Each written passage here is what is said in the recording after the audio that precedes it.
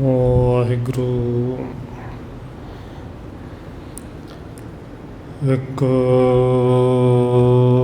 ਓੰਕਾਰ ਸਤਿਨਾਮ ਕਰਤਾ ਪੁਰਖ ਨਿਰਭਉ ਨਿਰਵੈਰ ਅਕਾਲ ਮੂਰਤ ਅਜੂਨੀ ਸੈਭੰ ਗੁਰ ਪ੍ਰਸਾਦ ਜੇਤਾ ਜੀਉ ਪਿੰਡ ਸਭ ਤੇਰਾ ਤੂੰ ਅੰਤਰ ਜਾਮੀ ਪੁਰਖ ਭਗਵਾਨ ਦਾਸਣ ਦਾਸ ਕਹਿ ਜਨ ਨਾਨਕ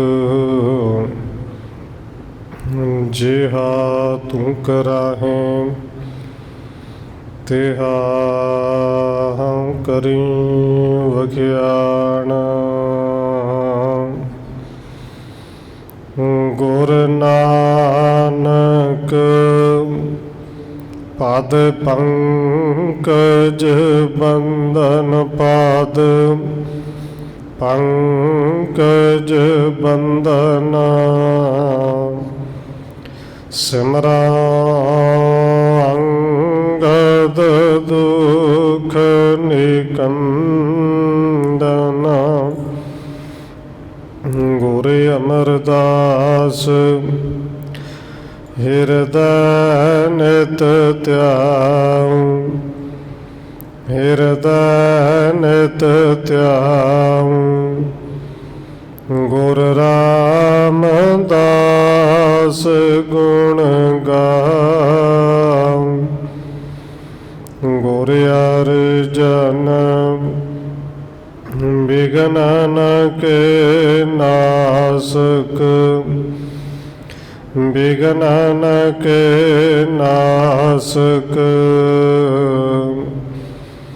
ਗੁਰ ਹਰਗੋਬਿੰਦ ਸ਼ੁਭ ਸੁਮਤ ਪ੍ਰਕਾਸ਼ਕ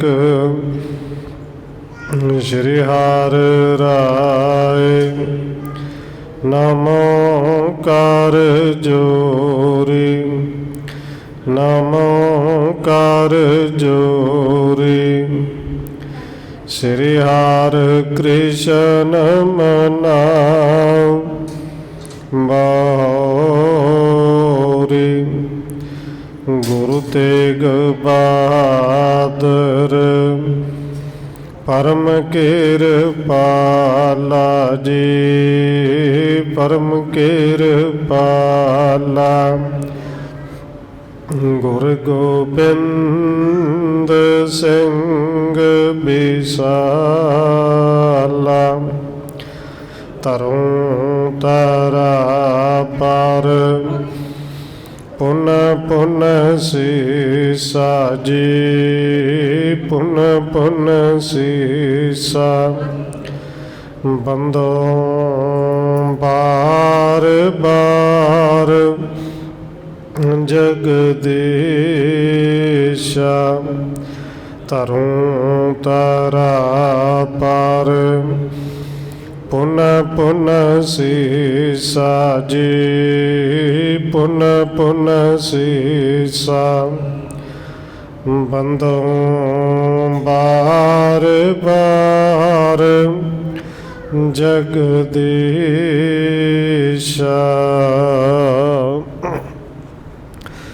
ਜਿਸ ਮੈਂ ਅੰਮ੍ਰਿਤ ਗਿਆਨ ਹੈ ਮਾਣਕ ਭਗਤ ਬੈਰਾਗ ਸ਼੍ਰੀ ਗੁਰੂ ਗ੍ਰੰਥ ਸਾਹਿਬ ਉਦਦ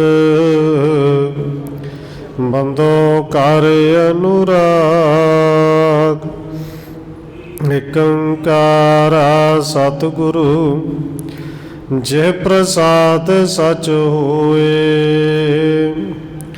ਵਾਹਿਗੁਰੂ ਜੀ ਕੀ ਫਤਿਹ ਹੈ। ਬਿਘਨ ਬਿਨਾਸਣ ਸੋਏ। ਏਕ ਓੰਕਾਰ ਸਤਿਗੁਰੂ ਜਿਹ ਪ੍ਰਸਾਦ ਸਚ ਹੋਏ। ਵਾਹਿਗੁਰੂ ਜੀ ਕੀ ਫਤਿਹ ਹੈ। ਬਿਗਨ ਬਿਨਾਸਣ ਸੋਏ। ਵਾਹਿਗੁਰੂ ਜੀ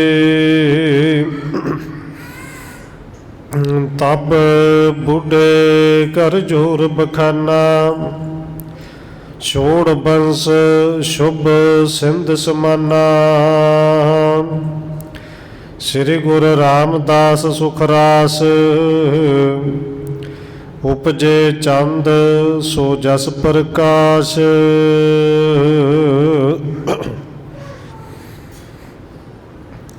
ਪਰਮ ਸਨਮਾਨਯੋਗ ਸਤਿਗੁਰੂ ਚਵਰ ਛਤਰ ਤਖਤ ਦੇ ਮਾਲਕ ਹਾਜ਼ਰਾ ਹਜੂਰ ਜ਼ਾਹਰਾ ਜਹੂਰ ਸ਼ਬਦ ਗੁਰੂ ਜੁਗੋਂ ਜੁਗ ਅਟਲ ਸਤਿਗੁਰੂ ਧੰਨ ਸ਼੍ਰੀ ਗੁਰੂ ਗ੍ਰੰਥ ਸਾਹਿਬ ਮਹਾਰਾਜ ਸੱਚੇ ਪਾਤਸ਼ਾਹ ਜੀ ਦੀ ਪਾਵਨ ਪਵਿੱਤਰ ਹਜ਼ੂਰੀ ਅੰਦਰ ਜੁੜ ਬੈਠੇ ਸਤਸੰਗੀ ਜਨੋ, ਆਪ ਜੀ ਵੱਡੇ ਭਾਗਾਂ ਵਾਲੇ ਹੋ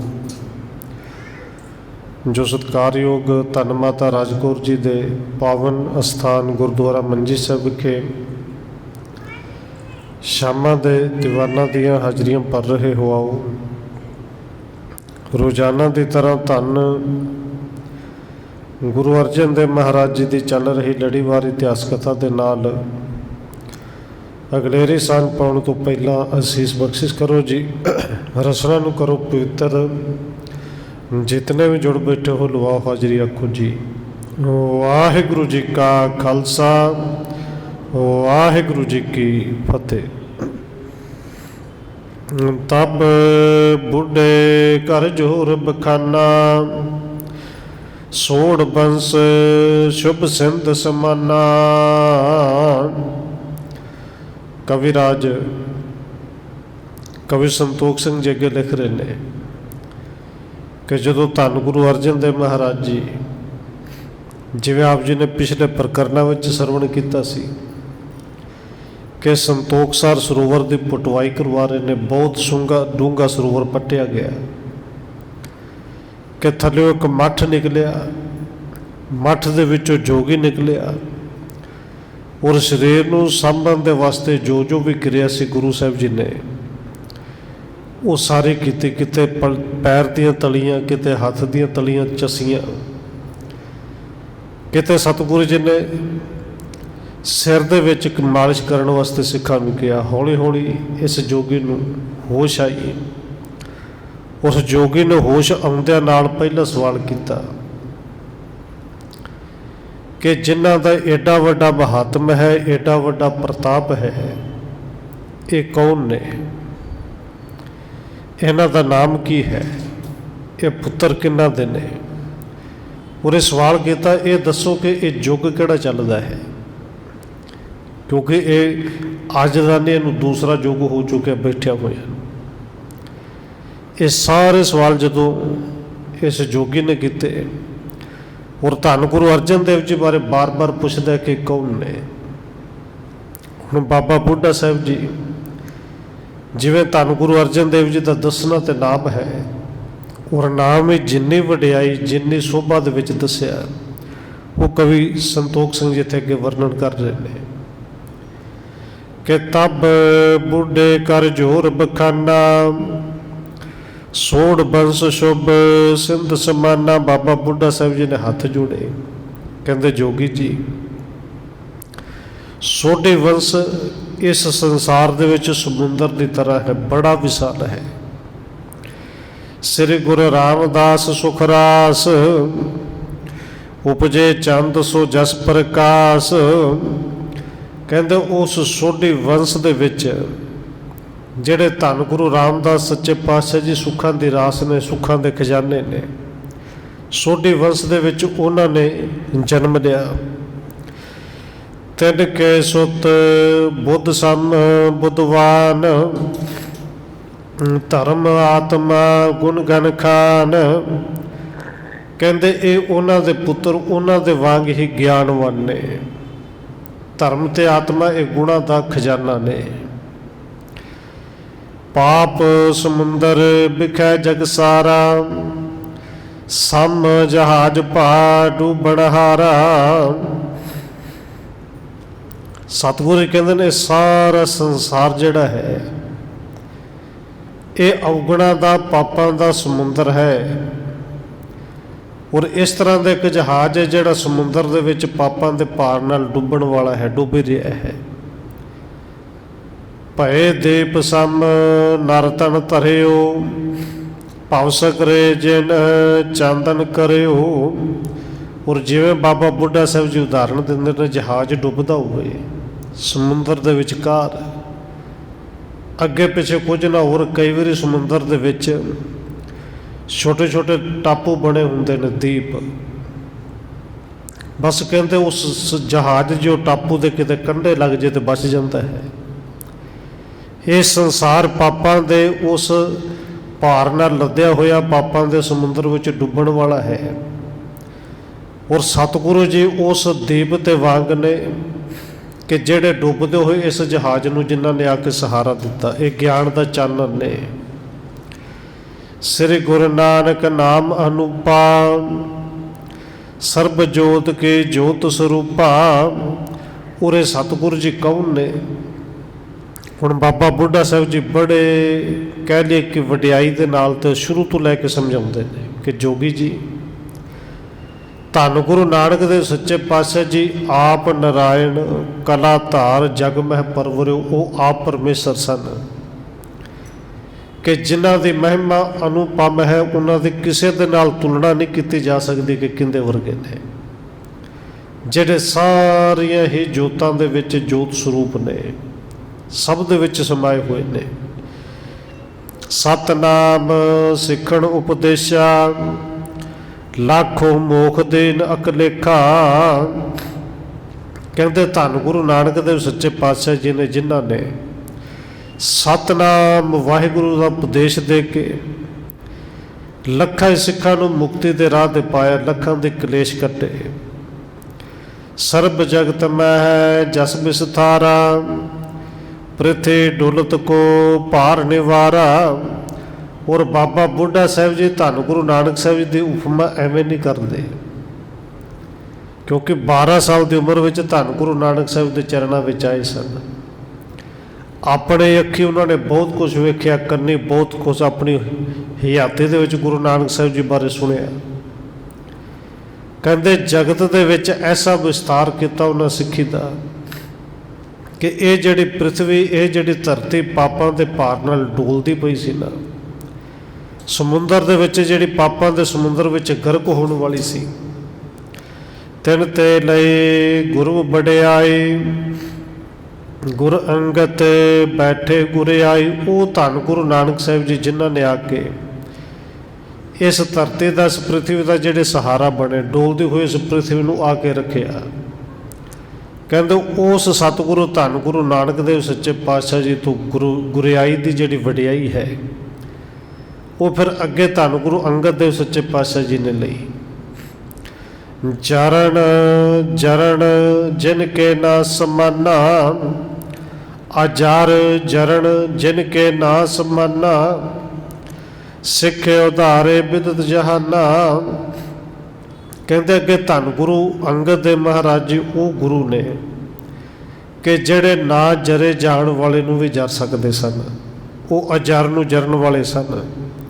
ਅੱਗੇ ਉਹਨਾਂ ਨੇ ਵੀ ਬਹੁਤ ਸਾਰੇ ਸਿੱਖਾਂ ਦਾ ਉਧਾਰ ਦਿੱਤਾ, ਸਿੱਖੀ ਦਾ ਵਿਸਤਾਰ ਕੀਤਾ। ਸ੍ਰੀ ਅਮਰਦਾਸ ਤਿਨ ਪਾਛੇ, ਬੈਠੇ ਗੁਰ ਗਾਦੀ ਪਰੇ ਆਛੇ।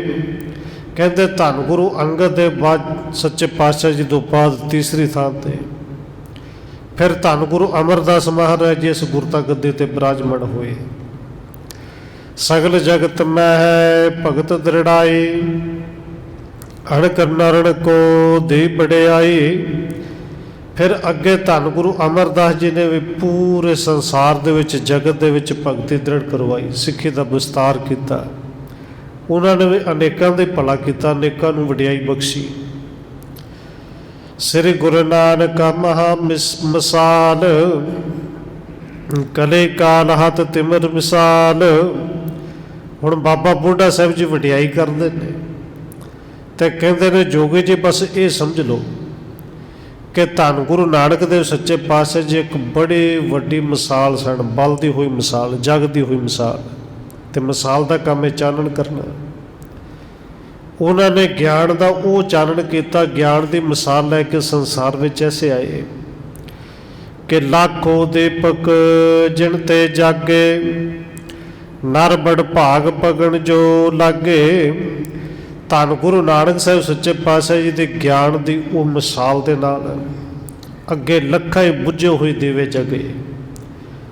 ਔਰ ਸਵੇਰ ਦੇ ਦੀਵਾਨਾਂ ਵਿੱਚ ਕਈ ਵਾਰੀ ਬੇਨਤੀ ਕੀਤੀ, ਦੀਵਾ ਸਭ ਦੇ ਅੰਦਰ ਹੈ ਪਰ ਬੁੱਝਿਆ ਹੋਇਆ ਹੈ। ਉਹ ਬੁੱਝੇ ਹੋਏ ਦੀਵੇ ਧੰਨ ਗੁਰੂ ਨਾਨਕ ਦੇਵ ਸੱਚੇ ਪਾਤਸ਼ਾਹ ਜੀ ਉਹ ਮਿਸਾਲ ਬਣ ਕੇ ਆਏ ਜਿਹੜੇ ਬੁੱਝੇ ਹੋਏ ਦੀਵੇ ਜਗਾਏ।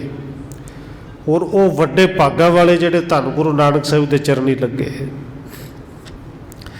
ਤਿਸ ਮਿਸਾਲ ਤੇ ਜਗੀ ਮਿਸਾਲ, ਸ੍ਰੀ ਅੰਗਦ ਜੀ ਭਏ ਕਿਰਪਾਲ। ਉਰੇ ਤਜਰਬਾ ਆਪ ਸਭ ਨੂੰ ਹੈ ਕਿ ਜਦੋਂ ਇੱਕ ਦੀਵਾ ਉਹਨੂੰ ਡੱਬੇ ਲਾ ਕੇ ਬਾਲਿਆ ਜਾਏ, ਬਾਲਿਆ ਜਾਏ, ਤੇ ਆਮ ਤੌਰ 'ਤੇ ਦੀਵਾਲੀ 'ਤੇ ਗੁਰਪੁਰਬ 'ਤੇ ਫਿਰ ਬਹੁਤ ਸਾਰੇ ਦੀਵੇ ਲੱਗਦੇ ਨੇ, ਮੋਮਬੱਤੀਆਂ ਲੱਗਦੀਆਂ ਨੇ। ਪਰ ਹਰ ਇੱਕ ਮੋਮਬੱਤੀ, ਹਰ ਇੱਕ ਦੀਵੇ ਨੂੰ ਡੱਬੇ ਦੇ ਉਸ ਤੇਲ ਨਾਲ ਨਹੀਂ ਜਗਾਇਆ ਜਾਂਦਾ। ਇੱਕ ਦੀਵਾ ਜਗਾਇਆ ਜਾਂਦਾ, ਇੱਕ ਤੋਂ ਅੱਗੇ ਕਈਆਂ ਨੂੰ ਫਿਰ ਜਗਾਇਆ ਜਾਂਦਾ ਹੈ। ਪਰ ਇੱਥੇ ਦੀਵੇ ਉਹ ਨੇ ਜਿਹੜੇ ਗੁਰੂ ਕੇ ਸਿੱਖ ਨੇ। ਮਿਸਾਲ ਗੁਰੂ ਸਾਹਿਬ ਜੀ ਆਪ ਨੇ, ਦੀਵੇ ਗੁਰੂ ਕੇ ਸਿੱਖ ਨੇ। ਹਾਂ, ਉਹ ਅੱਗੇ ਦੀਵਾ ਜਗਾ ਉਹ ਹੀ ਸਕਦਾ ਜਿੰਦਾ ਆਪਣਾ ਦੀਵਾ ਅੰਦਰੋਂ ਬਲਿਆ ਹੋਵੇ। ਔਰ ਸਤਿਗੁਰੂ ਜੀ ਨੇ ਕਿਰਪਾ ਕੀਤੀ, ਦੀਵੇ ਦੀ ਗੱਲ ਗੁਰੂ ਗ੍ਰੰਥ ਸਾਹਿਬ ਦੇ ਵਿੱਚ ਵੀ ਕੀਤੀ ਹੈ। ਬੁੱਝਿਆ ਹੋਇਆ ਦੀਵਾ ਕਦੇ ਦੂਸਰਾ ਦੀਵਾ ਜਗਾ ਨਹੀਂ ਸਕਦਾ। ਪਰ ਧੰਨ ਗੁਰੂ ਨਾਨਕ ਦੇਵ ਸੱਚੇ ਪਾਤਸ਼ਾਹ ਜੀ ਉਹ ਮਿਸਾਲ ਸਨ ਜਿਨ੍ਹਾਂ ਨੇ ਅੱਗੇ ਅਨੇਕਾਂ ਹੀ ਦੀਵੇ ਬਾਲੇ। ਉਹਨਾਂ ਦੀਵਿਆਂ ਨੇ ਅੱਗੋਂ ਹੋਰ ਦੀਵੇ ਬਾਲੇ, ਅੱਗੇ ਹੋਰ ਗਿਆਨ ਵੰਡਿਆ। ਤਿਨਹੋਂ ਤੀਸਰੇ ਇਨ ਤੇ ਦੀਪਕ ਜਗੇ ਅਨੇਕ, ਤਿਸ ਮਿਸਾਲ ਤੇ ਜਗੀ ਮਿਸਾਲ, ਸ੍ਰੀ ਅੰਗਦ ਜੀ ਭਏ ਕਿਰਪਾਲ। ਕਹਿੰਦੇ ਉਸ ਵੱਡੀ ਮਿਸਾਲ ਤੋਂ ਅੱਗੇ ਇੱਕ ਮਿਸਾਲ ਫਿਰ ਹੋਰ ਬਣੀ। ਉਹ ਮਿਸਾਲ ਸੀ ਧੰਨ ਗੁਰੂ ਅੰਗਦ ਦੇਵ ਜੀ। ਤਿਨ ਤੇ ਦੀਪਕ ਜਗੇ ਅਨੇਕ, ਹੋਏ ਗਿਆਨੀ ਸਹਿਤ ਵਿਵੇਕ। ਔਰ ਅੱਗੇ ਧੰਨ ਗੁਰੂ ਨਾਨਕ ਸਾਹਿਬ ਤੋਂ ਬਾਅਦ ਗੁਰੂ ਅੰਗਦ ਦੇਵ ਜੀ, ਤੇ ਗੁਰੂ ਅੰਗਦ ਦੇਵ ਜੀ ਨੇ ਅੱਗੇ ਹੋਰ ਅਨੇਕਾਂ ਹੀ ਦੀਵੇ ਬਾਲੇ ਜਿਨ੍ਹਾਂ ਦੇ ਵਿੱਚ ਗਿਆਨ ਦਾ ਚਾਨਣ ਕੀਤਾ। ਉਹ ਗਿਆਨੀ ਹੋਏ, ਉਹਨਾਂ ਨੂੰ ਵਿਵੇਕ ਬੁੱਧ ਮਿਲੀ। ਤਿਨਹੁ ਤੀਸਰੇ ਦੀਪੀ ਮਿਸਾਲ, ਕਰਿਓ ਚਾਂਦਨਾ ਤਮ ਗਣ ਟਾਲ।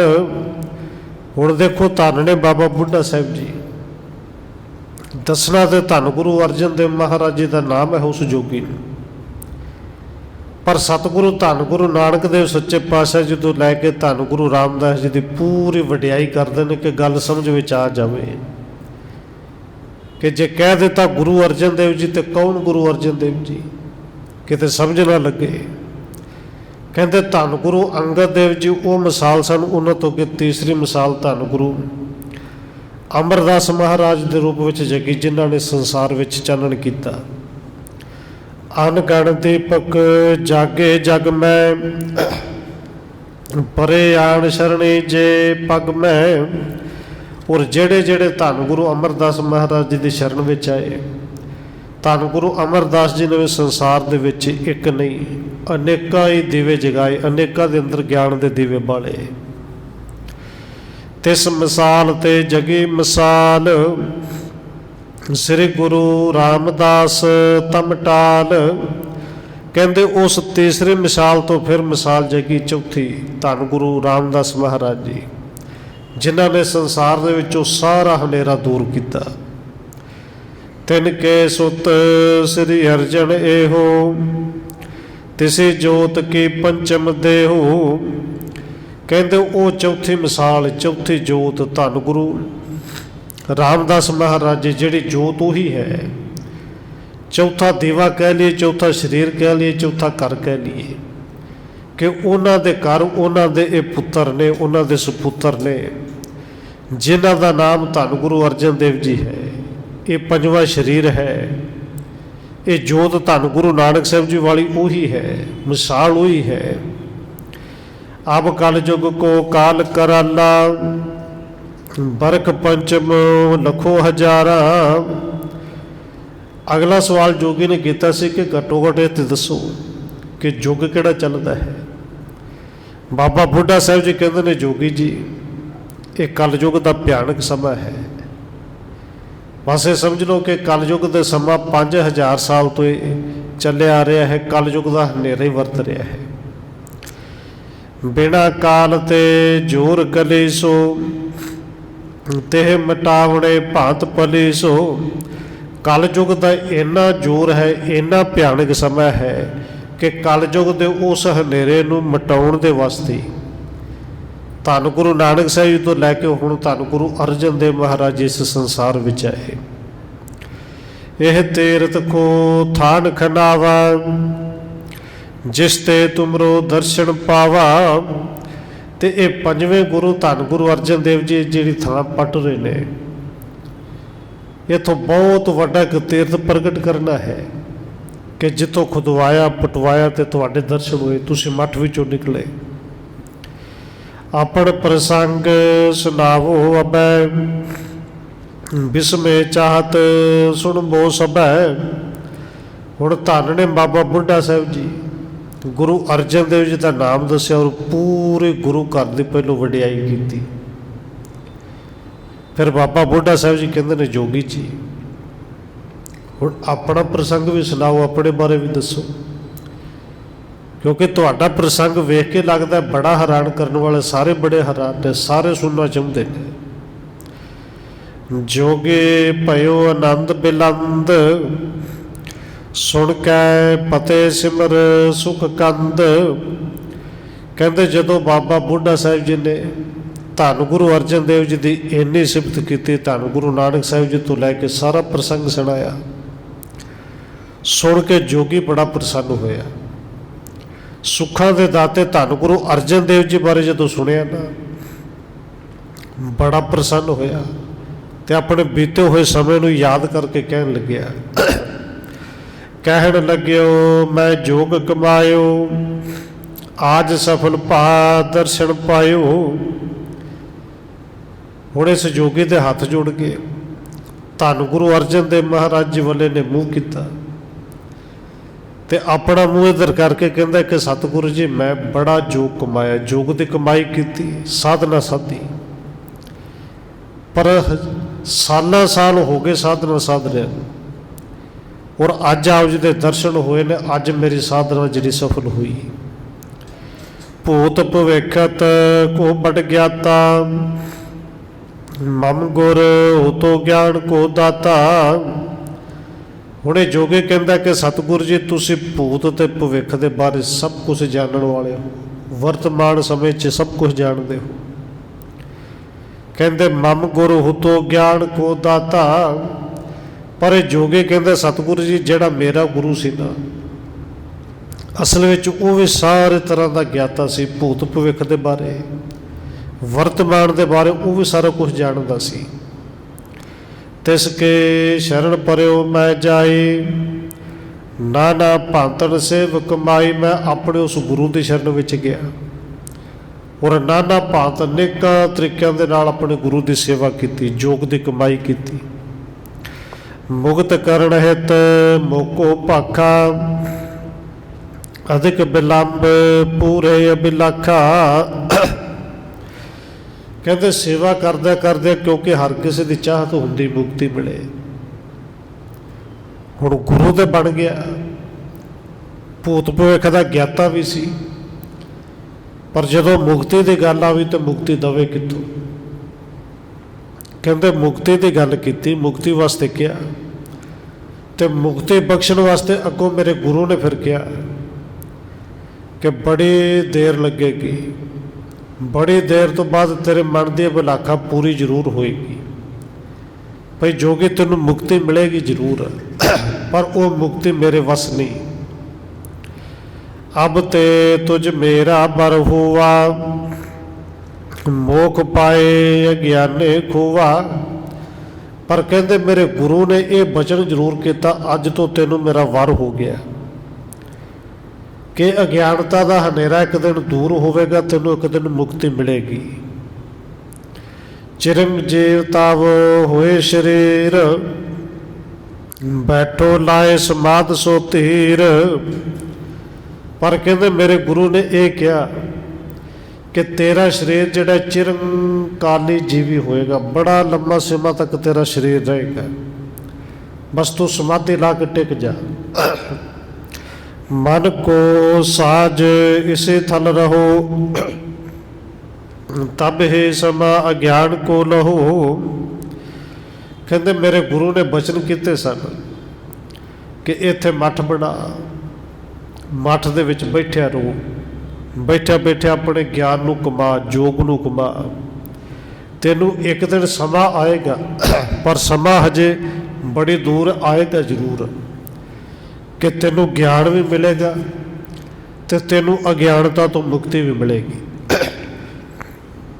ਸ੍ਰੀ ਗੁਰ ਅਰਜਨ ਹੋਏ ਅਵਤਾਰ, ਤੀਰਥ ਬਿਦਤਾਵੇ ਸ਼ੁਭ ਬਾਰ।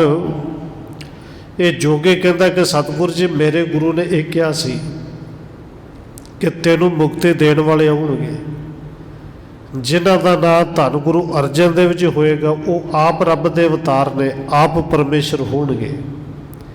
ਨਾਮ ਗੁਰੂ ਅਰਜਨ ਦੇਵ ਜੀ ਹੋਏਗਾ। ਇੱਥੇ ਬੜਾ ਵੱਡਾ, ਜਿੱਥੇ ਤੂੰ ਮੱਠ ਬਣਾ ਕੇ ਬੈਠੇਗਾ, ਇਹਦੇ ਨੇੜੇ ਬੜਾ ਵੱਡਾ ਇੱਕ ਤੀਰਥ ਬਣਾਉਣਗੇ। ਜਬ ਖੜ ਹੈ ਇਸ ਥਲ ਕੋ ਆਏ, ਤੋਹੇ ਨਿਕਾਸੇ ਨਿਜ ਦਰਸਾਏ। ਤੇ ਜਦੋਂ ਗੁਰੂ ਅਰਜਨ ਦੇਵ ਜੀ ਆ ਕੇ ਉਸ ਤੀਰਥ ਦੀ ਰਚਨਾ ਕਰਨ ਵਾਸਤੇ ਪਹਿਲੋਂ ਇਸ ਥਾਂ ਨੂੰ ਆ ਕੇ ਖੋਦਣਗੇ, ਪਟਵਾਉਣਗੇ, ਤੇ ਉਹਦੇ ਵਿੱਚੋਂ ਇਹ ਮੱਠ ਨਿਕਲੇਗਾ। ਉਹਦੇ ਵਿੱਚੋਂ ਨਿਕਲ ਕੇ ਫਿਰ ਤੈਨੂੰ ਗੁਰੂ ਅਰਜਨ ਦੇਵ ਦੇ ਦਰਸ਼ਨ ਹੋਣਗੇ, ਉਹ ਤੁਹਾਨੂੰ ਦਰਸ਼ਨ ਦੇਣਗੇ।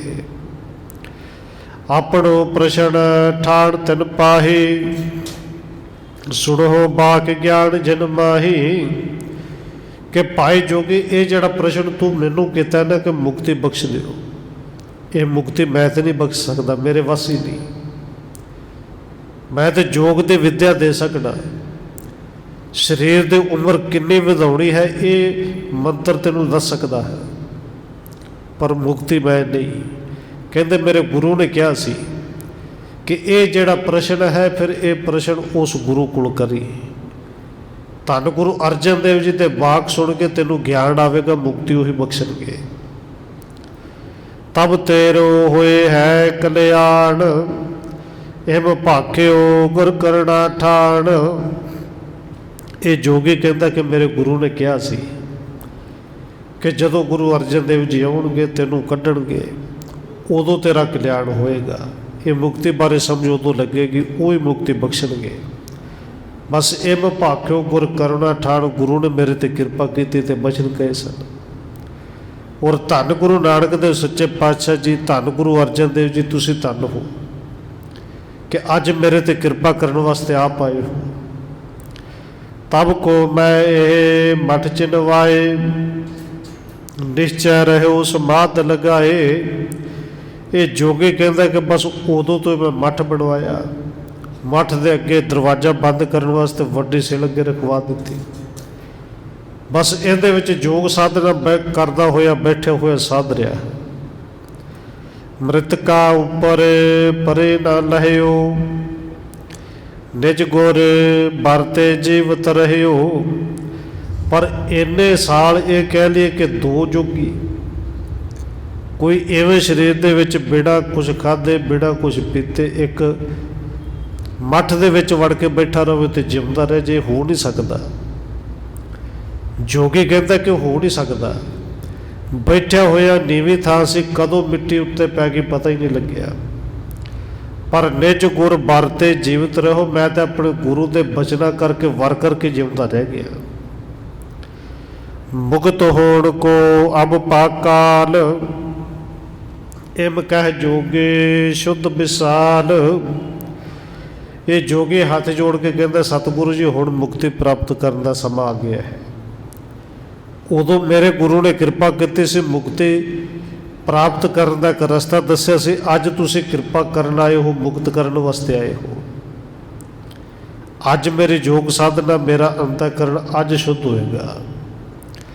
ਸ੍ਰੀ ਅਰਜਨ ਕੇ ਚਰਨ ਪਰਿਓ, ਬਿੜਾ ਕਰਤ ਭਾ ਸ਼ਾਂਤੀ ਢਰਿਓ। ਕਹਿੰਦੇ ਇਹ ਗੱਲਾਂ ਬਾਤਾਂ ਕਰਦੇ ਜੋਗੀ ਦਾ ਸਰੀਰ ਜਿਹੜਾ ਹੈ ਉਹ ਕੁਝ ਥੋੜ੍ਹੀ ਜਿਹੀ ਜਾਣ ਵਿੱਚ ਆਇਆ।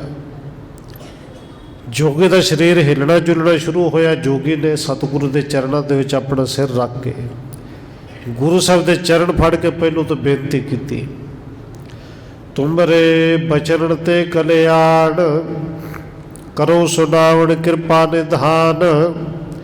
ਇਹ ਜੋਗੀ ਕਹਿੰਦਾ ਕਿ ਸਤਿਗੁਰੂ ਜੀ ਤੁਹਾਡੇ ਬਚਨਾਂ ਕਰਕੇ ਹੀ ਮੇਰਾ ਕਲਿਆਣ ਹੋਣਾ ਹੈ, ਤੁਹਾਡੇ ਬਚਨਾਂ ਕਰਕੇ ਮੁਕਤੀ ਮਿਲਣੀ ਹੈ, ਤੇ ਕਿਰਪਾ ਕਰੋ ਹੁਣ ਮੈਨੂੰ ਕੋਈ ਉਪਦੇਸ਼ ਸੁਣਾਓ, ਆਪਣੇ ਬਚਨ ਸੁਣਾਓ। ਜੇਕਰ ਜਗਤ ਝੂਠ ਇਹ ਹੋਏ, ਭਾਸਤ ਕਿਉ ਆਛੇ ਸਭ ਕੋਏ। ਕਿਉਂਕਿ ਮੁਕਤੀ ਤੇ ਇਹਨਾਂ ਪ੍ਰਸ਼ਨਾਂ ਤੋਂ ਚਾਹੀਦੀ ਸੀ ਨਾ, ਅੰਦਰ ਬਿਲਕੁਲ ਸ਼ੰਕੇ ਤੋਂ ਰਹਿਤ ਹੁੰਦਾ।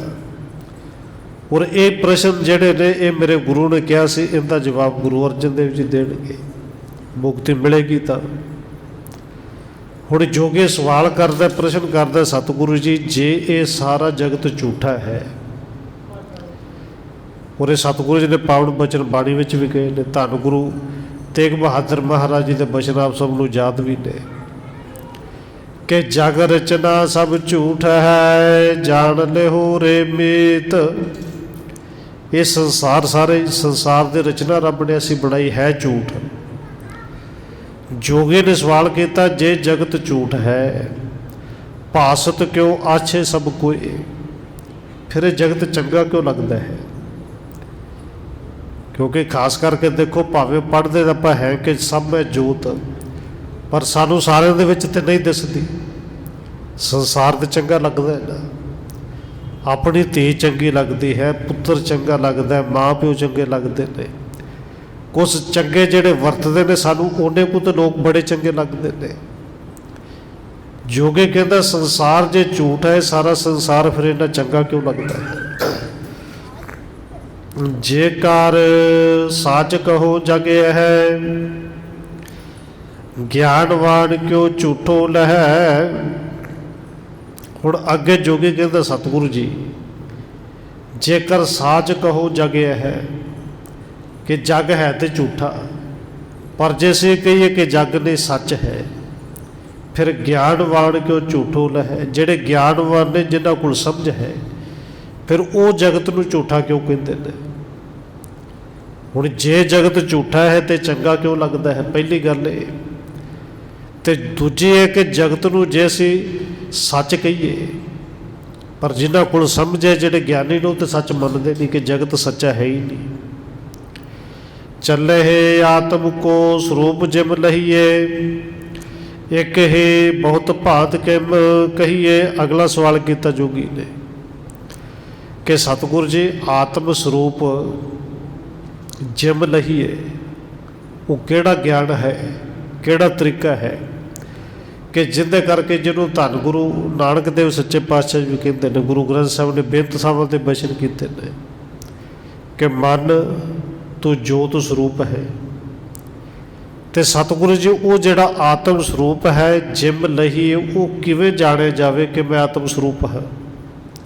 ਇੱਕ ਹੀ ਬਹੁਤ ਭਾਂਤ ਕਿਮ ਕਹੀਏ। ਜੇ ਆਤਮਾ ਇੱਕੋ ਹੀ ਹੈ ਤੇ ਫਿਰ ਬਹੁਤ ਤਰੀਕਿਆਂ ਦੀ ਕਿਉਂ ਕਹੀ ਜਾਂਦੀ ਹੈ ਕਿ ਫਲਾਣੇ ਦੀ ਆਤਮਾ ਕਿਤੇ ਆ ਗਈ, ਕਿਸੇ ਫਲਾਣੇ ਦੀ ਆਤਮਾ ਕਿਸੇ ਵਿੱਚ ਆ ਗਈ। ਉਰੇ ਜੋਗੀ ਦਾ ਸਵਾਲ, ਕਿਉਂਕਿ ਜਿਹੜੇ ਇਹਦੇ ਬਾਰੇ ਜਾਣਦੇ ਨੇ, ਇਹ ਤਾਂ ਸਮਝ ਉਹਨਾਂ ਨੂੰ ਆ ਸਕਦੀ ਹੈ ਕਿ ਜੇ ਪਰਮਾਤਮਾ ਇੱਕ ਹੈ ਤੇ ਸੱਚ ਇਹ ਹੈ, ਆਤਮਾ ਇੱਕੋ ਹੀ ਹੈ। ਇਹ ਆਤਮਾ ਕਿਸੇ ਦੀ ਹੋਰ ਨਹੀਂ। ਇਹ ਪਰਮਾਤਮਾ ਆਤਮਾ ਦੀ ਅੰਸ਼ ਹੈ। ਪਰਮਾਤਮਾ ਇੱਕ ਹੈ ਤੇ ਆਤਮਾ ਵੀ ਇੱਕ ਹੈ। ਤਾਂ ਹੀ ਤੇ ਆਤਮਾ ਜੰਮਦੀ ਮਰਦੀ ਨਹੀਂ, ਨਾ ਪਰਮਾਤਮਾ ਜੰਮਦਾ ਮਰਦਾ ਹੈ। ਹੁਣ ਇਹ ਸਵਾਲ ਕੀਤਾ ਸਤਿਗੁਰੂ ਜੀ, ਜੇ ਆਤਮਾ ਇੱਕ ਹੈ ਤੇ ਬਹੁਤ ਤਰੀਕਿਆਂ ਦੇ ਵਿੱਚ ਕਿਉਂ? ਕਿਉਂਕਿ ਕਿਹਾ ਜਾਂਦਾ ਨਾ, ਕਿਸੇ ਦੀ ਆਤਮਾ ਇੱਧਰ ਹੈ, ਕਿਸੇ ਦੀ ਉੱਧਰ ਹੈ। ਚੱਲੇ ਜੀਵ ਜੰਗਮ ਇਹ ਸਾਰੇ, किम कूट सत रह निरधारे। और आत्मा केवल मनुखों के विच ही नहीं, जे आत्मा एक है चले जीव जंगम ये सारे, ये जिन्ने जीव जंगम ने, ये कह लिया कि जिन्ने 84 लाख पैदा किया, आत्मा तो सब दे विच इक्को ही है। ये सारे चलते फिरते हैं, ये चाहे चलते फिरते ने चाहे अचल ने, सारिਆਂ ਦੇ ਵਿੱਚ आत्मा इक्को समान है, रब इक्को जिन्ना है। जगत रूप है आपे बन कै, किम निर्लेप रहत सब जन कै। क्योंकि जे आत्मा परमात्मा का रूप है, फिर ये आत्मा जगत रूप हो के, जगत रूप है आपे बन के, आप ही जगत रूप बनी ना। जगत रूप भी आप है तो सारिਆਂ ਦੇ ਵਿੱਚ भी आप है, पर फिर सारिਆਂ तो निर्लेप किवें है। किम निर्लेप रहत सब जन कै, सारिਆਂ ਦੇ ਵਿੱਚ रह के फिर सारे तो निर्लेप किवें रह सकती है।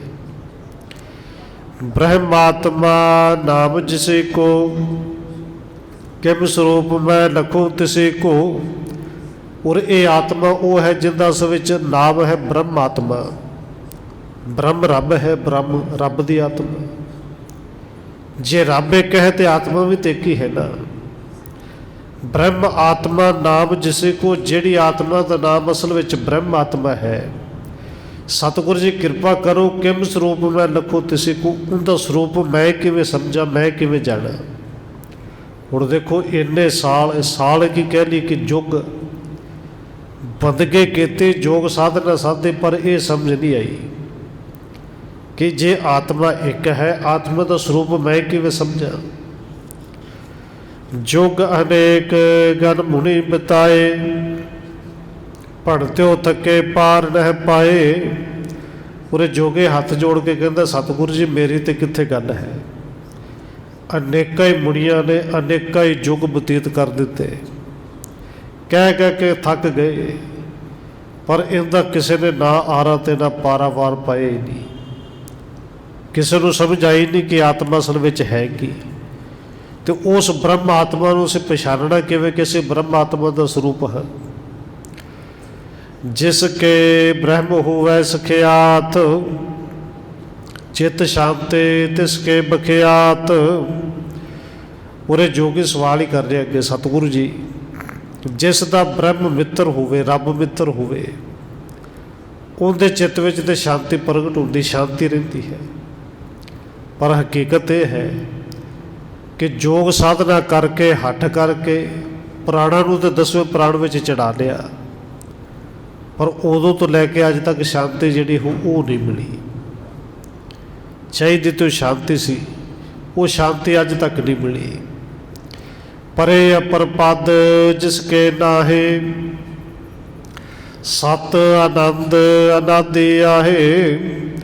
ये जोगी कहता कि सतगुरु जी जिंदे पास होर कोई पदवी नहीं, जिहड़ा केवल सत है, जिहड़ा केवल आनंद है, जिहड़ा अनाद तो भी आद है, जिंदा भाव के आद अंत कोई नहीं, उहदे बारे किवें जाणीए। ब्रह्म स्वरूप हृदय बिदतावो, मुर गुर के बार तुम सफलावो। सतगुरु जी कृपा मेरे ते कर दिओ, हुण ये ब्रह्म स्वरूप जिहड़ा ना मैनू अपने हिरदे विच प्रगट करवा दिओ, क्योंकि गल जान लेना कुछ होर है। इन्नी को गल तो मैं भी कह देंगे, आप भी सुन लोगे।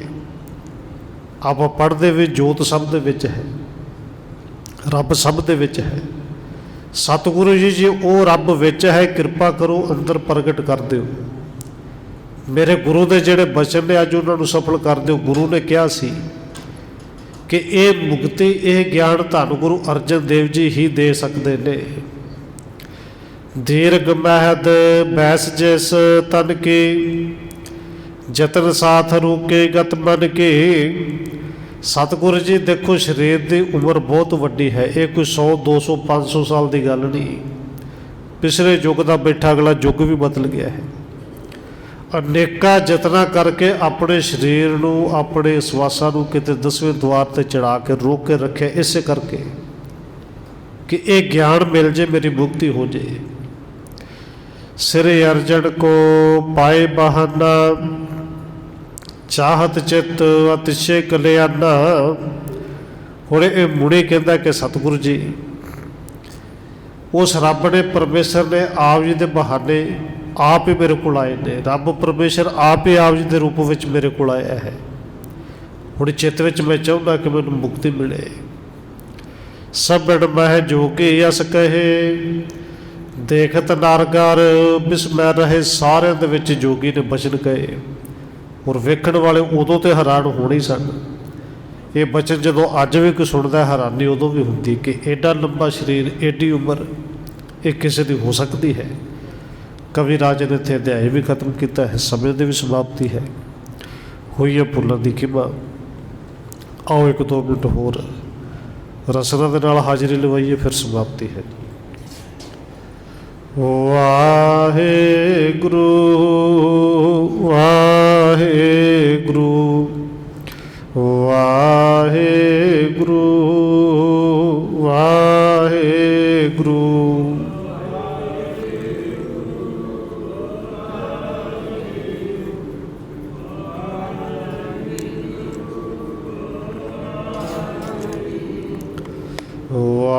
ਵਾਹਿਗੁਰੂ